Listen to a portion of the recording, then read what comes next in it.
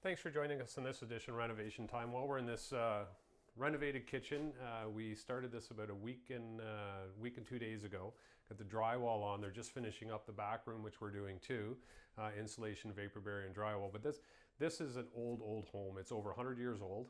So what we found when we started ripping everything out, which we knew we were going to run into, is nothing was really square. In fact, the ceiling itself was out from that corner to that corner over 4 inches.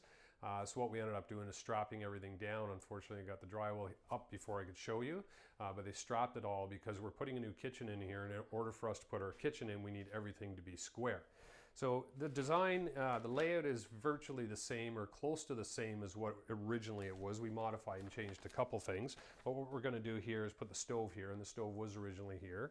We're going to put the fridge over in this area here, and then we have basically a large countertop with the sink and some upper cabinets here. We're doing LED lighting in here as well. These two walls had to stay, so there are actually vents going up for the second floor, so there's heat ducts in both of those. So originally we were going to leave them, but then we decided, you know what, we're just going to rip them out and we'll rebuild them so we can go with the plans and the actual exact measurements of the plan, so the kitchen will fit in perfect. As you walk through into this area here, this was originally, there was nothing in here, nice large window. Gets sun in the afternoon, which is quite nice, so you get a lot of sunlight coming through. There's a lot of trees here, but there's still a lot of natural sunlight. So we wanted to open this area up, which we did. So in here what we're going to do is this is going to be a computer station in this area.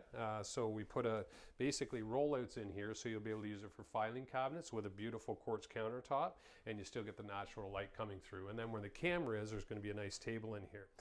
Lastly, the floor was something that obviously if your walls are out of square, your floor is going to be as well. But when you're going into different areas, you have to make sure that you still stay in those same areas, so you can't just raise it up 4 inches. So we're going to build up. There's only a couple areas that are low, especially in this area here. So we're going to build those areas up to be flush with both entryways going into the living room and into the back hall.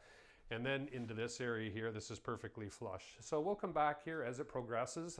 So 4 days, we should have this sanded and painted. Kitchen slated for about a week and a couple days, and then countertops go in and she'll be done. So hopefully that'll help you with your next renovation. And until next time, be safe and have fun. And in Kitchen and Bath Center, visit their showroom at 1985 Lansdowne Street West, just west of Brayley Drive.